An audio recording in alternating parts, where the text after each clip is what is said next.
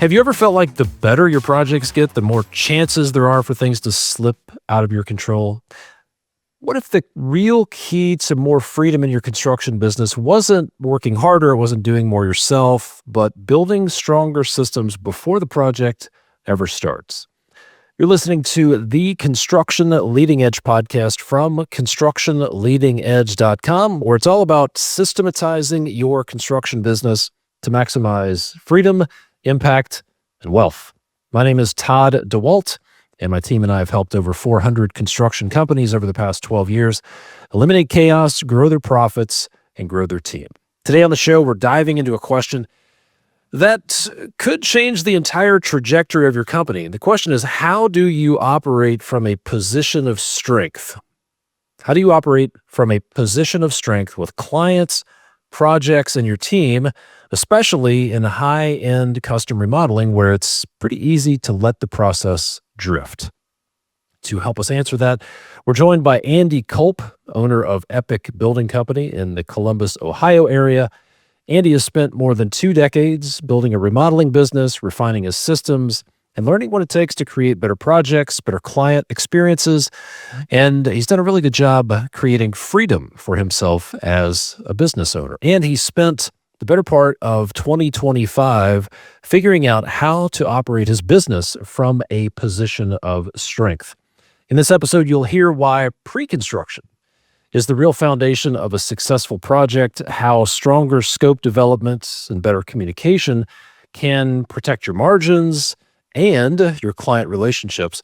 And you'll see what it looks like to create systems that give you and your team more breathing room and more freedom. And you'll also hear how one clear focus, operating from a position of strength, led to several practical changes that reduced surprises, improved project clarity, and made it possible for Andy to step back from the day-to-day without losing control. So if you're ready to tighten up your pre-construction process, if you're ready to lead your clients with more confidence, and if you're ready to build a business that allows you to operate from a position of strength and create more freedom for everybody involved, stick around for this episode of the Construction Leading Edge podcast. So without further ado, let's jump into my conversation with my longtime client and friend, Andy Kolp, owner of Epic Building Company. Andy, welcome back to the podcast. How's it going today? Hey, thanks for having me, Todd. I appreciate the invite. What's the name of your company? Where are you located? And what kind of work do you do? Then we're going to talk about some pretty interesting stuff. Epic Building Company. We are Central Ohio, so Columbus area, surrounding suburbs. Most of our work is residential remodel, a renovation, addition, kitchens, basements, things like that. We do a little bit of new construction work that seems to be gaining some steam here recently. We're in our 22nd year of business, and it's been predominantly remodeling over the years. And then a little bit of plumbing as well. I started a plumbing company a few years ago. Pretty good mix for us. We've been working together for 6 years now. Last year in 2025, you set out a goal at the beginning of the year to operate from a position of strength. So I want to talk about that for a few minutes. First of all, why was that an important focus for you? What happened, to the extent you're comfortable talking about it, that led you to say 2025 needs to be the year of increasing our position of strength? 2023, 2024 for us brought about some growth. We were taking on larger projects. I believe 2024, we finished up one of the largest remodel projects we had had to date at that time. And we were also finishing up a new construction project. We had some turbulence through those projects. Ultimately, they were successful with happy clients. We had to bend a little bit for some of those clients, and we had to make some decisions that were in the best interest of our clients or the project, maybe more so than the best interest of our company. You know, at the end of the year, my team and I have adopted a process where we go through, what went well in the year and what didn't go so well. And as part of that process, at the end of 2024, we were kind of looking at some of those things and some of those decisions that we had to make, and just realized that, we made those decisions because we were owning the fact that we weren't in the best position possible with our clients. So we didn't educate them as well as we could have, or we didn't define that scope of work as tightly as we should have, or we should have put that as an allowance instead of a fixed number, or, the list goes on. I've read the book Extreme Ownership several times, and I'm a big fan of it. And I think sometimes I take it to heart, where everything's our fault. And so we started to look at what went well. Obviously, that's a big part of what we do, but also what didn't go so well, and tried to figure out how can we fix those things that didn't go well. And ultimately, through a number of iterations and brainstorming, our team came up with that position of strength mantra. And the whole goal of that was to solidify or fortify our position of strength through every area of business, starting with pre-construction, through contract phase and the contract language, and through construction. And we started to look at individual ways of how can we do that. And I think we started looking at the issues that we had and trying to solve those problems, so those specific ones didn't happen again. But then it just kept building and building and building, and kind of took the ball and ran with it. That's really how it came about, was some lessons learned, but also a desire to be in a position with our clients, our trade partners, and even our team members internally that, we're putting our best foot forward. We're standing from a position of strength to where we don't have to make decisions that are based on emotion. They're based in fact and reality, because we've done our due diligence and we've covered our bases and we've educated the client, or we've written that scope properly, or we've got numbers from our trade partners, on down the line. So I would say it's not really been one specific area. It's kind of across the board. That was our whole mantra for everything we did, and still is. It's just not our technical focus for this year, but that's where we started. Some people would say that with the kind of projects and the clients you're working with, you're doing custom remodeling, high-end remodeling. These are wealthy people. Some people would say, I can't enforce anything on my clients. I kind of have to let them have it their way, and we have to cater to their whims and desires, which is the opposite of operating from a position of strength. What would you say to those folks who are working with these kind of projects and they feel like they just have to do whatever the client says? We had a project where we let the client have it their way. It was a new construction project, and I personally made the mistake from the very get-go in pre-construction of letting that client dictate the way things went. Out of all the lessons, that was the biggest one. It was a new construction project, great relationship with the client. They were dictating how things went. And ultimately the project took a lot longer than it ever should have, had a handful of issues along the way, and we didn't make the profit margins we should have. The challenge with letting your clients have it their way is it's hard to systematize anything, or if you have a system and you're letting the client run it, then your system is useless. And everything that you do kind of depends on the client, their mood, their reaction to something, so on and so forth. Structure and systems was a big part of our position of strength. We had things, but there was holes in those systems and structures. So we decided to analyze those, figure out where the holes were, and close the gaps. Most people crave structure. That's what I found with our clients. Most people are more impressed by the fact that we have structure and that we have those systems and that we do guide them. We're still very custom, and we still let the client have it their way as far as finishes and selections and things go, but they follow our process through. And we still have to course correct, and we still have to pull them back and say, no, we have to get back on our process and our system. But ultimately, the clients are happier. They get a smoother process with less issues. And we're being proactive. Proactiveness was one of the big things about that position of strength, is us being on the offensive as opposed to the defensive. Just in education and, letting the clients know the information, what to expect, all that kind of stuff. It's been a game changer for us. What was going on there? Can you explain what were some of the things that the client dictated or had more influence over than they should have, that led to some of those problems that you mentioned? At that time, we didn't execute pre-construction as well as we could have or should have. In other words, we started the project too soon.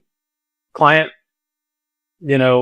was one of those that has construction experience, has done several projects, been around the industry from a family level, things like that. They thought they knew what was right for them versus trusting us and you know, trusting us to walk them through the process, present the options, and help them with decisions.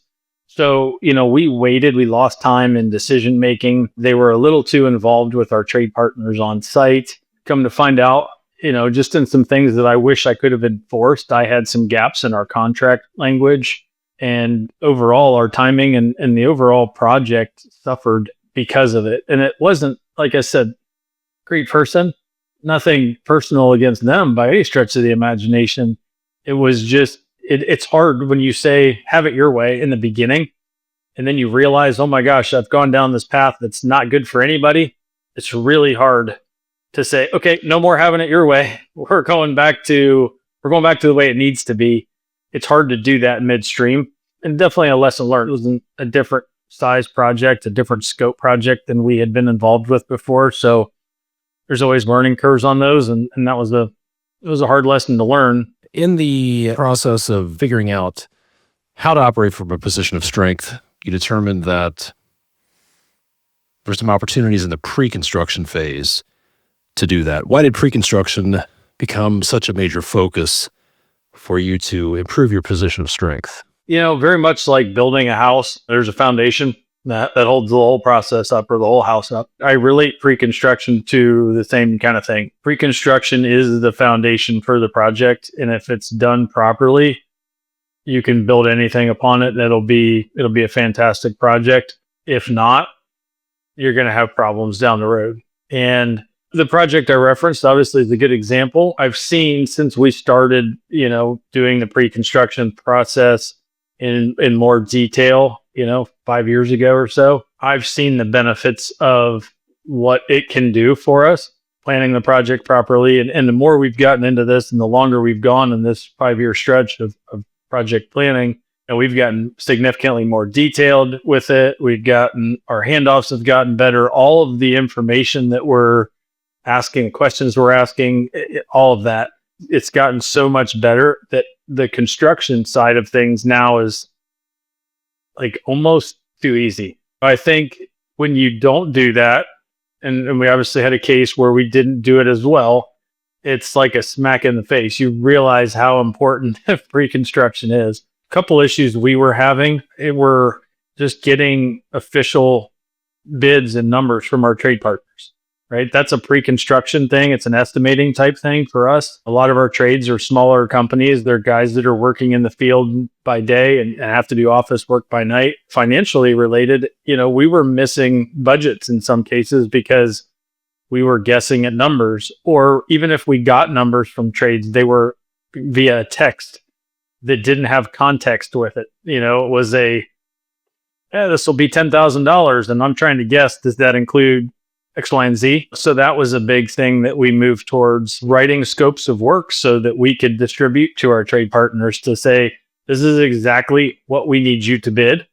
And then doing that through our project management platform. All of that stuff, was a step in the right direction of a position of strength, because now when we have projects, we get numbers for what we need to from our trades.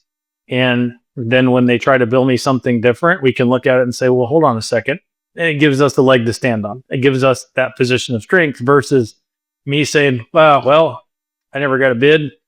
That seems about right. I guess I just missed it. I lost $3,000 on that cost code. So pre-construction was a logical place to start for us because there were a number of things. I'd say there was more contributing to weakness in pre-construction than in construction at the time. That's why we chose to start there. And we just took it several different directions within the pre-construction process. One thing you said that may surprise people was that pre-construction is the foundation of the project that sets it up for success.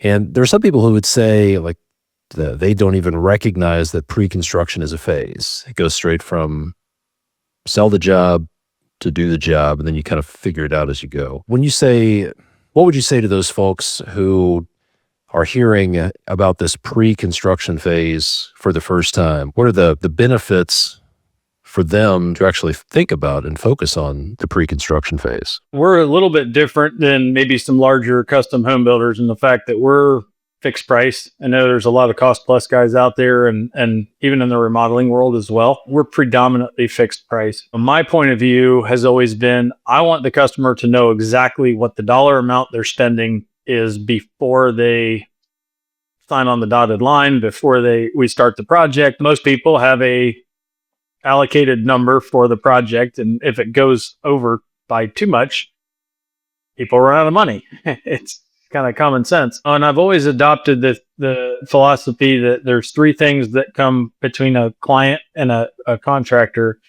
And, one is schedule, two is financials, and three is communication.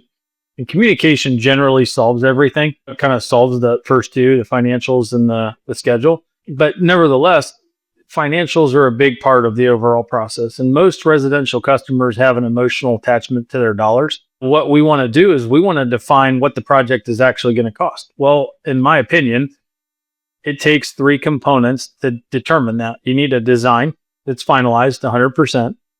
You need a scope of work. And it's very important in a remodeling world because there's usually a start and stop point within a given structure. House, you're starting the kitchen, stopping here, and then material selections. So you got to know exactly what you're putting in to determine how much it's going to cost. How do you do those three things, and how do you get to a number that's meaningful for the client if you don't plan the project? And that's, to me, why pre-construction is so important, because we're doing the bulk of the planning, or even all of it. Like for us, we may leave paint colors and a few straggling things like a cabinet hardware selection or something like that. But literally everything else is 100% defined and selected before we'll start the project. And that's by design. We know exactly what the project's going to cost us, what the expense to the client is. We're also doing investigative work for our remodel projects in the pre-construction phase. So we're not guessing at what's behind the wall. We're cutting a few holes here and there. We're doing some investigative work. So it's a comprehensive process that we are getting paid for, but it really plans our projects out and tries to limit issues before they become issues in the construction process, which cause time and, dollars and things like that. Yeah. Some people would say remodels are so tough. Just sign them up on a cost plus contract and then figure it out later. So you do fixed price. What are the problems that you see with cost plus contracts? I've done a handful of cost plus projects over the years. Most have been larger projects, new construction or large scale remodels. What I have experienced myself and talking with several acquaintances who are in this industry, I think a lot of times there's a connotation that's cost plus. I can do whatever. It doesn't matter. The budget's fine. I'm going to be covered in the dollars later and that kind of thing. And I think that can be where it comes back to bite you, because if you have a hypothetical project budget of, call it $500,000, yes, the builder's technically covered if you go to 550 or 600 by the contractual obligations. But do you think your client's going to be super happy with the fact that they went up to, they spent another 500 or another 50 or $100,000? Probably not. And most clients are fine to say, yeah, that's great. I'll approve that change. I'll do this. I'll do that. But then when they realize how much it costs in the end, they make it approve a change when they spent $200,000 and they don't realize the impact of it until it gets to the end where it's all adding up. So that's one of the big reasons I prefer fixed price, is that it's like buying a car. You know exactly what you're getting for the dollar amount that it says, and off you go. Like, there's no question. But in order to do that, we also have to define things, especially like I said in the remodeling study, we have to define start and stop points and be very clear on what they are getting for that number, which does require a little bit more work on the front end. But at the same time, it protects us. It creates that position of strength, because when the client says, "Oh, I thought you were painting the whole living room," you can say, "No, that's not in our scope. It's written right here. This is exactly what we're doing." The cost plus contract can be a bit of a trap. It puts you right into the what we call the just enough to start trap. We don't need to know that right now. We can figure it out as we go. And yeah, we'll just do it on cost plus. I think the perception is that it limits the risk for the contractor, but it just creates a different set of risks. So we know some people who are dealing with some pretty significant problems because of a cost plus contract that didn't go very well. I'm not a fan of the cost plus contract because what I think is best is everybody knows what we're building and how much it's going to cost before we get started, rather than in the middle of the project or toward the end. I think it's risky. Some people would think cost plus contracts reduce risk. For me, I've seen enough of them go badly that it's even riskier. So I think it's slippery. It's a trap that people step into because they think, well, let's just get this client signed up now, because if they really knew what it was going to cost, they probably wouldn't sign up, which is not a good way to start a relationship. It's much better to say, hey, look, this is what we're building, how much it will cost. This is how much I will make as a contractor. And everybody knows what they're getting before they start. You mentioned that you get paid for pre-construction, which is one of our mantras around here. We're big fans of getting paid for pre-construction.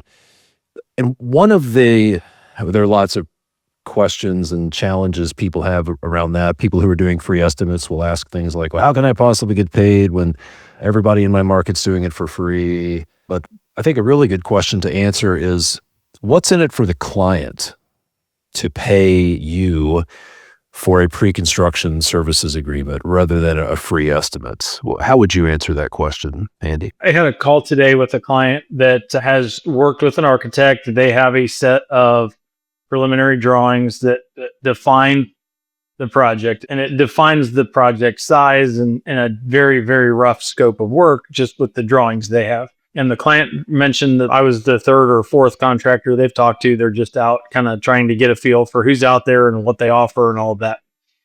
And, what I try to educate clients on is the fact that, if you're getting numbers solely based on that set of drawings, there's a lot of room for error, or not even error, but comparison errors. So you could be comparing apples to oranges to bananas instead of apples to apples, because the way with most drawings, I gotta lump everyone into this, but most drawings, show you the footprint, the size, the square footage, the roof details and things like that. But many don't specify the type of window, the roof material, the trim material, the finish levels, all of that kind of thing. And, we all know that there's a wide variety of what materials cost. You could do very bargain basement cabinets, and you can do completely custom cabinets. And for the same kitchen, you could be $200,000 difference just in the cost of the cabinetry. With the getting paid, and what I pitch to our clients is, it's an opportunity to take the next step, whether they've done drawings with an architect or, we help them with drawings. Defining the project in totality will ultimately get them to an accurate number. The more defined the project is, the more accurate the number is. And so, I educate clients from the very beginning that, encourage them, go out, talk to different companies, see how they do it.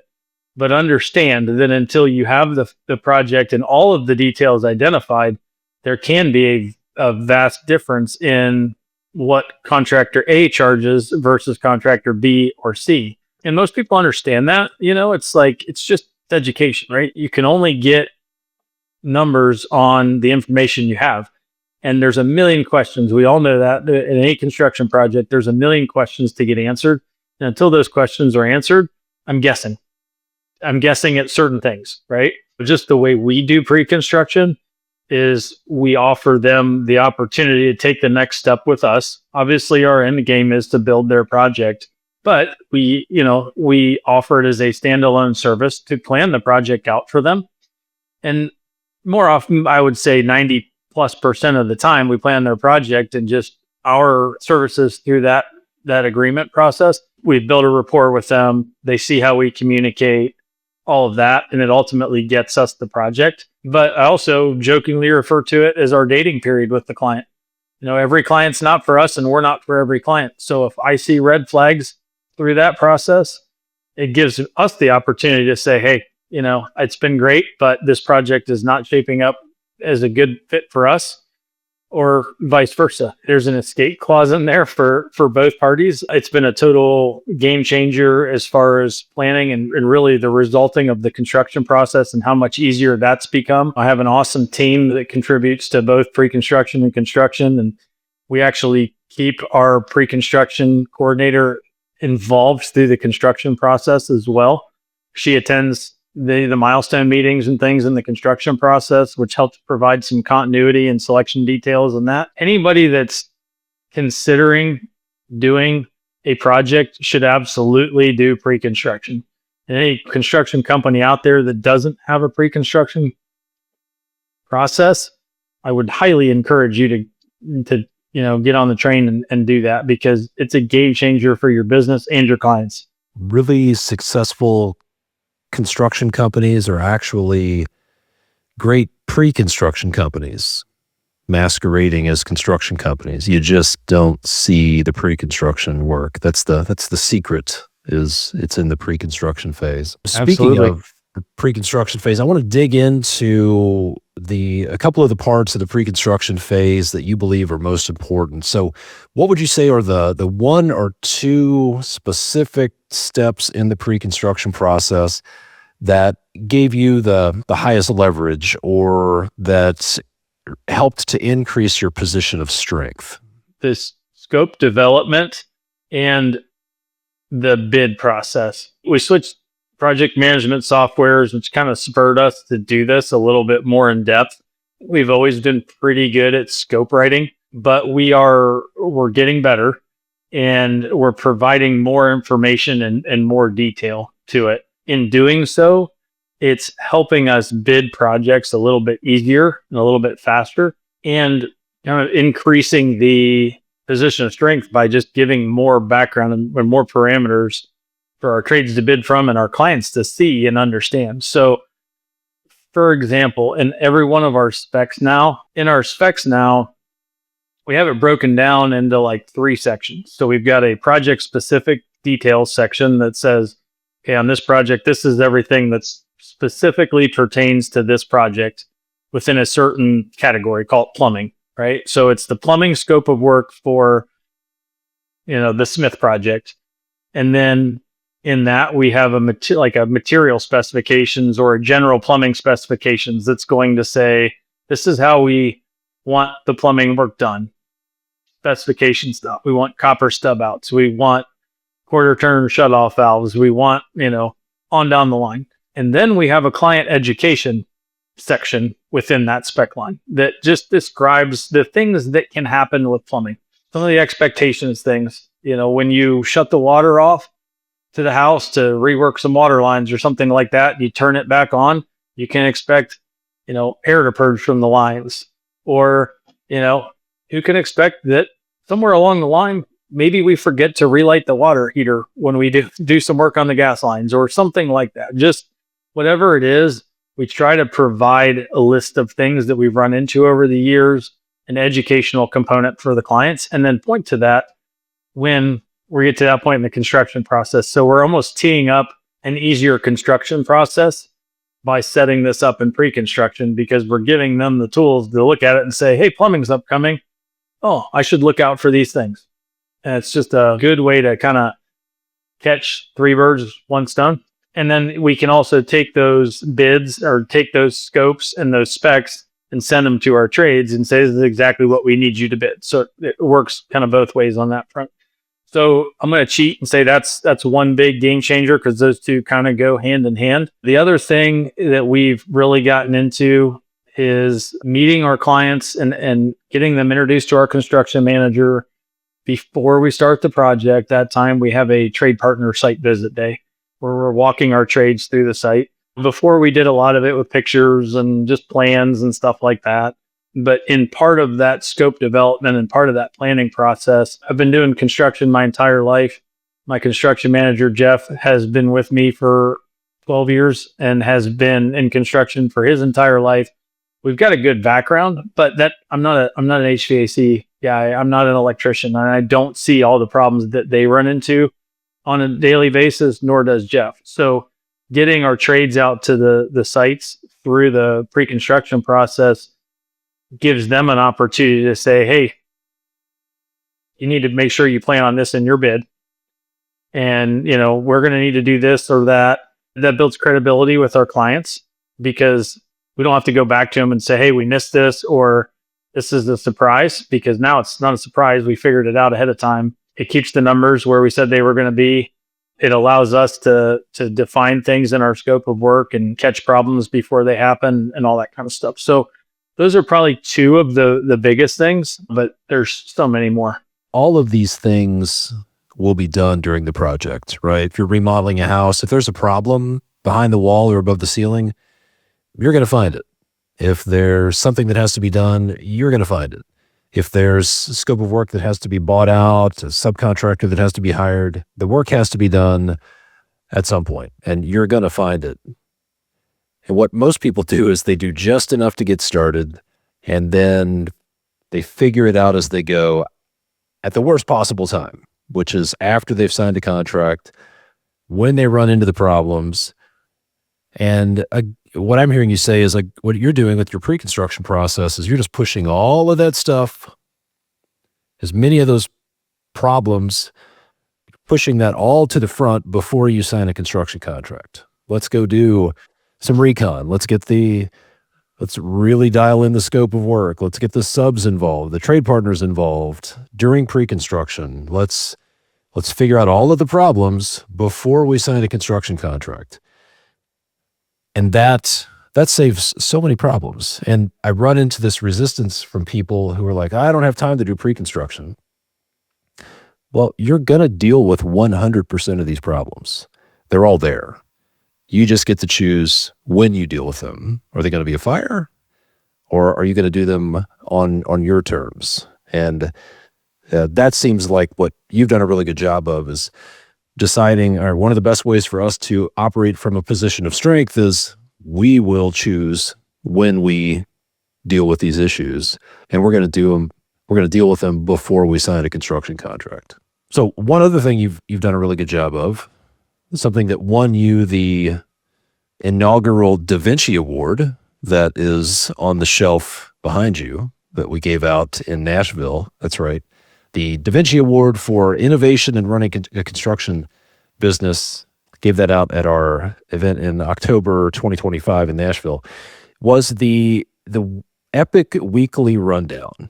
Give us a quick summary of that rundown and what sort of results you've seen since you've implemented that. Yeah, this was definitely another one of those operating from a position of strength results, or things that, something that came from that. We were having at times we had, project managers sending stuff out on the weekends, just trying to catch up and get clients information. We had clients reaching out on the weekends with questions about what's upcoming. We had disconnects on budget. We had, meetings that clients didn't realize they had, or selections they didn't have, all that kind of stuff. And, with our project management platform, all of the information is housed in there. But, in all the years we've been doing this, we've kind of realized that clients just they don't go to all of the different places within this platform. The idea was, let's be proactive and let's send them a summary version of everything that's pertinent to their project on a weekly basis. I think we started in April or May of 2025, and have been doing it every Friday since. It's basically a PDF file, and we cover, the week in review. So basically what happened on the site this week, which is more or less a summary of job logs and information. It's just quick summary, and it's written in like normal terms, electric finish, hung lights, placed receptacles, cover plates, things like that. Like, it's not technically written in a construction jargon or anything like that. It's definitely client related. But the weekend review, we do the week ahead, just very broad strokes. What's going to happen this upcoming week? We're very non-specific on dates and times. It's just, this is what you can expect. Plumbing finish, electric finish, floors, whatever it is. And then we move into any open selections. If there's a change, they request that they need to decide on, or if there's a paint color or whatever, and we put an open selection or an open decision section in there. We cover financials. So we always start with the original contract. Any change order requests are included in there. So approved or not, we put the approved change orders in there, additions and subtractions on any open allowances. There's a handful of things that we leave as allowances through the process, that kind of stuff. And then we kind of finalize it with where their contract sits. So every week we're sending them, this is where your project is financially. We bill bi-weekly on our fixed price. So basically they have a draw schedule that's every 2 weeks. So we'll put their next, upcoming payment or two in there and how much they paid to date. So we just summarize the financials. Again, this is all in our project management software, but we're now putting pertinent information for the client in one place. Then we go into talking points. Hey, we're painting next week. It, might smell a little bit, paint fumes, things like that. Just be aware, that kind of stuff. Might be a question we have or a clarification we need, something like that. We'll put those in there. We do upcoming meetings. So, if there's any one of our milestone meetings, we'll put on there for the client, things like that. And then just a quick note from their construction manager. And it's usually pretty basic. Hey, I love the way the countertops look after they were installed last week or something like that. Or maybe just a quick, things are coming together nicely or whatever it may be, but a nice note from their construction manager. And we send that out every Friday. It's proven to be a game changer for us. 10 months or so of doing this, I've probably gotten 6 or 7 construction client messages through our project management system on a weekend. And usually it's like, well, that's great. Thanks for the update. Or, an unrelated thing. It limits the questions from the client because we're giving them information.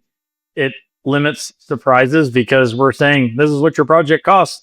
I told you about it last week, whatever, it's right there. From a position of strength standpoint, if we were ever to have an issue with the client, the information is there weekly. I'm being proactive in sending it to you. So there's never a way a client could say, I didn't know that's where we were at in the total.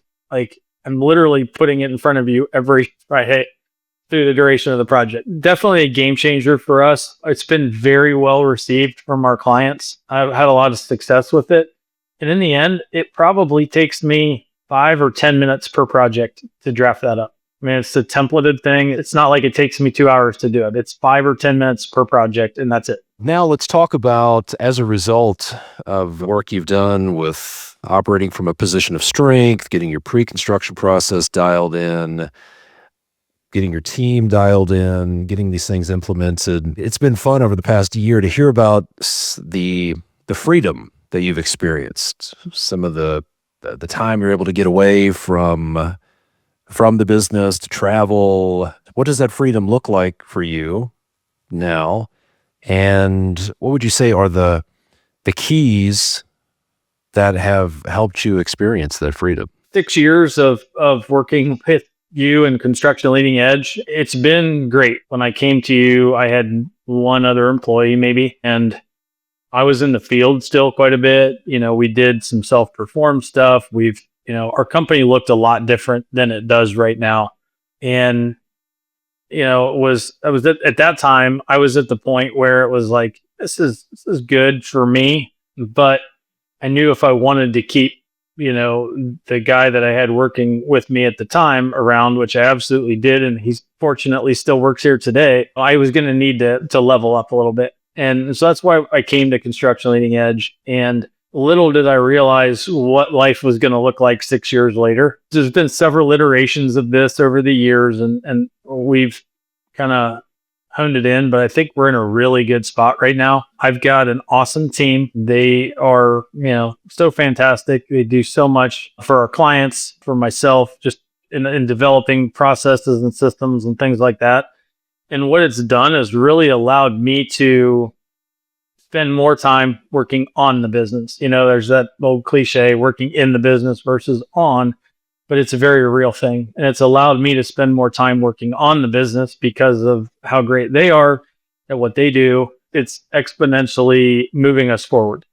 And in doing so, I've been able to not be involved in things as much as I used to be. I used to be in the field every day and on projects every day. Now I go to the projects 2, 3, 4 times, maybe at the most, because they're managed well and the systems that we have in place are working, and clients don't call me. They don't talk to me. We've done a good job in pre-construction and kind of setting the hierarchy of the management structure. I'm just out of the equation. I go for support and, curiosity more than anything these days, just to see how things are looking and maybe a final thumbs up. It's nice. I don't have to do that. We're working towards that in pre-construction as well, to allow me to focus, time and things on sales and those kind of things. But, in the meantime, I'm trying to take time for myself a little bit. Over all these years, this is year 22 for us. In all these years, I've worked a lot, and I still do. I enjoy it. I'm not complaining at all. But now, like the longer days and the longer hours are by choice, not out of necessity. And I also kind of subscribe to the work hard, play hard theory. So, I don't mind putting in some time, but I'm going to take some time as well. I have a son that's about to graduate and go to college. So try to, spend some time with him. I have another son that travels all over the country for soccer. So I never miss a game. I've started taking some time for myself and introducing some new hobbies and things like that. One of the CEO Alliance members, a good friend of mine, and I spent several days hiking the Appalachian Trail in the fall, like the week after in advance. So it was 2 weeks off, and I came back and I didn't have to worry about catching up or anything like that. It was just, roll right back into the flow. And even while I was gone, I probably took 4 or 5 phone calls in 2 weeks, carved out a lot of freedom for myself, my family. And I, frankly, I'm trying to do the same for my team as well. I think we're working towards a system where we don't all have to work a lot. We work because we want to and because we love it. But I'm the kind of person, I don't feel right if I'm working 20 hours and everybody else is working 60. That's just not going to work for me.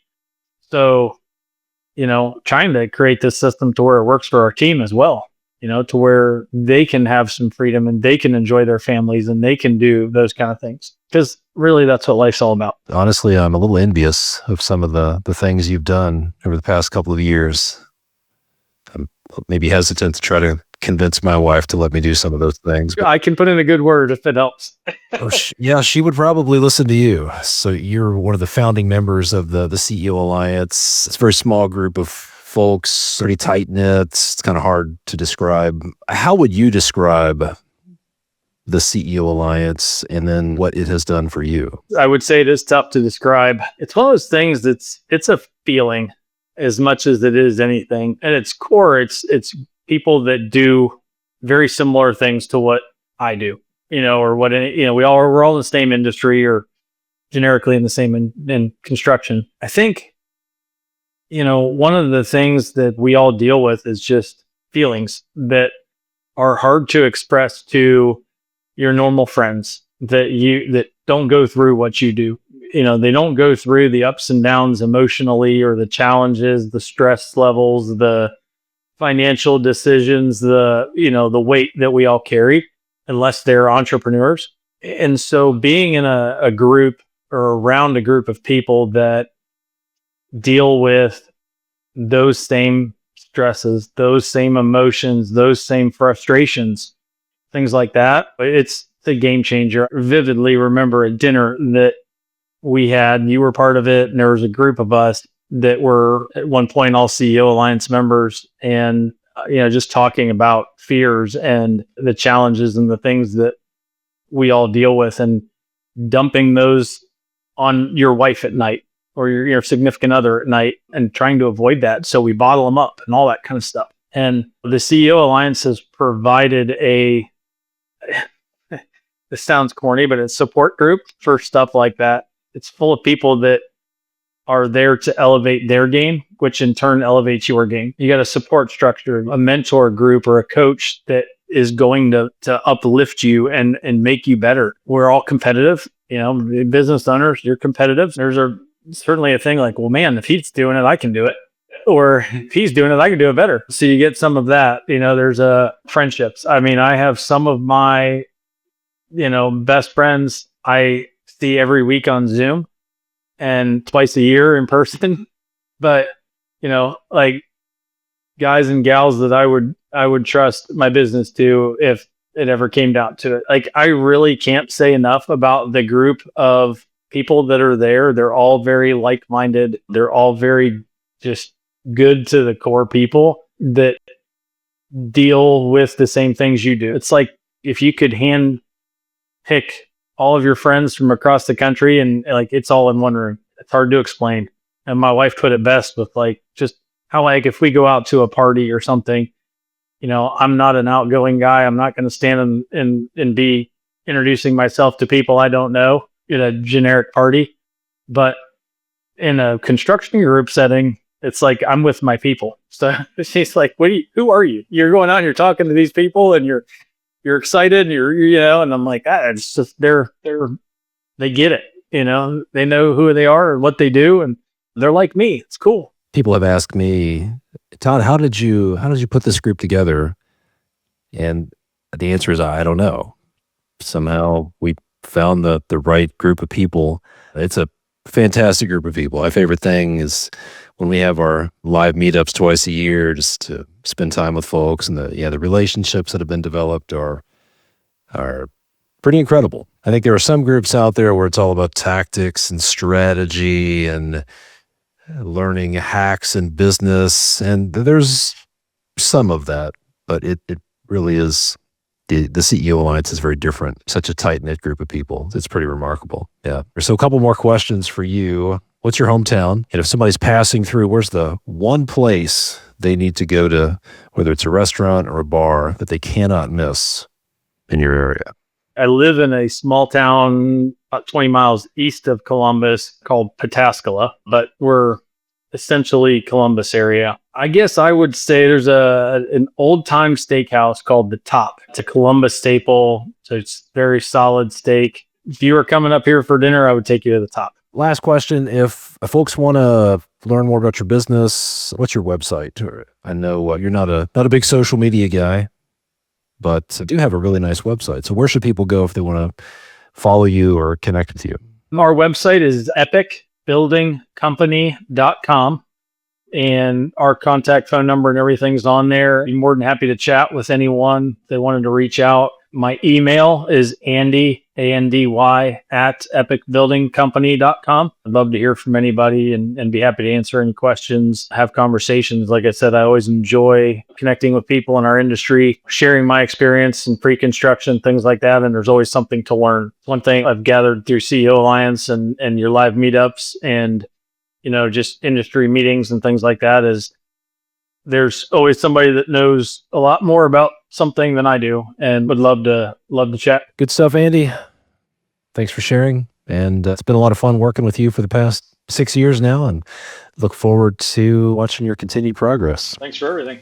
Hey, it's Todd here. And one more thing before you go. Look, if you own a construction business and you want to put the right systems in place so you can either scale it up, maybe you want to step away from it, be able to take a proper vacation, maybe you want to sell it someday, maybe you just want to have more freedom, or maybe make it more profitable, or maybe you just want to get out of constant firefighting mode and make your phone stop ringing all the time. You really have three options if you want to make a meaningful change in your business. Option one is do nothing. Status quo, keep doing the same things, getting the same results. Option two, you can DIY it. You can do it yourself. You can reinvent the wheel. You can read books, listen to podcasts, try to piece together a solution, use trial and error.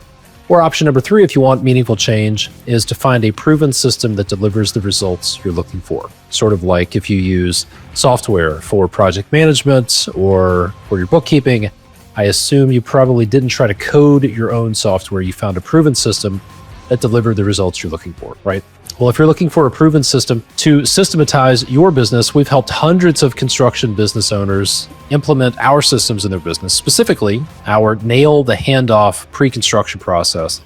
in their business. It works for home builders, remodelers, commercial general contractors. It also works really well for trade contractors like electricians, concrete contractors, site, utility, plumbing. And it's part of our Systematize Your Construction Business program. So if you want to see what systematizing your business looks like, what nailing the handoff looks like, and the positive side effects that come with that, then the next step would be to schedule a free business evaluation call with my team. And you could do that by going to constructionleadingedge.com/apply, APPLY, or just go to our website, constructionleadingedge.com, and tap the Apply Now button. You'll learn about the 5-step process we've helped hundreds of people implement to systematize their construction business.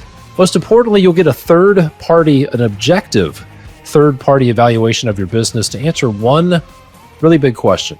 Is your business designed to fail, or is it designed to succeed? So let me ask you this. If your business was unintentionally designed to fail, when would you rather find out? Now, while there's time to do something about it, or later on when it's maybe too late? This business evaluation call is totally free. There are no strings attached, no pressure. And it could be the best hour you've spent working on your business in a long time. So our schedule fills up pretty quickly. So if you're interested, go over to constructionleadingedge.com/apply, or go to constructionleadingedge.com and tap the Apply Now button to book your business evaluation call. Hey, thanks for listening. I hope you got value out of this podcast. If you could take a moment, if you did, and leave a rating or a review or share this with somebody who needs to hear it, I would appreciate it. I'm Todd DeWalt from Construction Leading Edge. Thanks so much, and we'll see you next time.